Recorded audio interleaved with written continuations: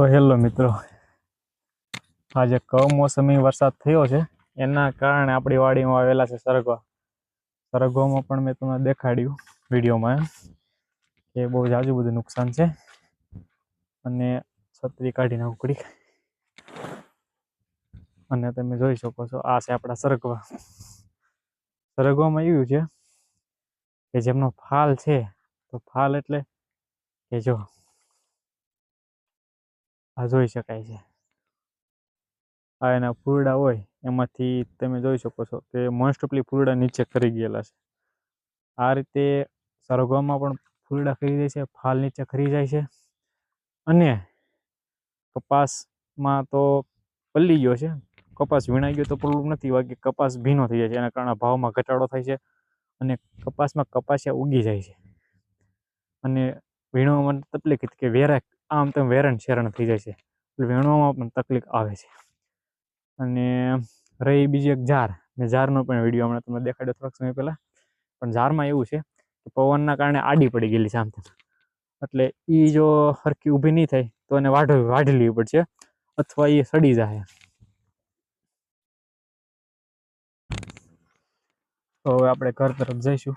વાડીમાં પણ ખૂદતા ખૂદતા હાલવું પડે એવું પાણી ભરાઈ ગયું છે બધે. અત્યારે તમે જુઓ આમાં પાણી ભરેલું છે ઓલરેડી બધા ખામણામાં.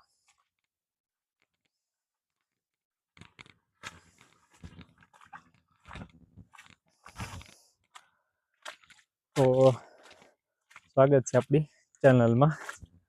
સ્વાગત તો વધુ રીતે કરવામાં આવ્યું છે.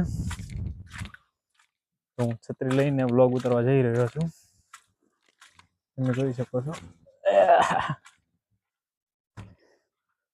વરસાદના કારણે આપણે છત્રી લઈને વ્લોગ ઉતારવો પડે છે અને જો પાણી દરેક ખામણાઓમાં ભરેલું છે.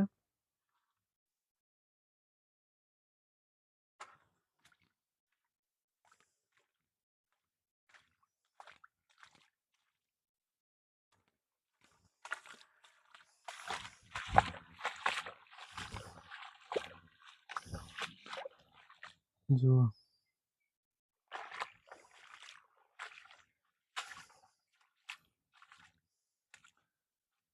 આ જે કમોસમી વરસાદ છે, તો ટૂંક સમયમાં કહેવાય કે 6 મહિના મહેનતની નુકસાની કહેવાય કાંઈ. હરગવા નાના ચોમાસાની શરૂઆત પહેલાં વાવેલા હોય અને અત્યારે આમ થોડાક મોટા થયા હોય અને અત્યારે ફાલ આવે અને હવે 1.5-2 મહિનામાં પાક મતલબમાં સરગવો તૈયાર થાય.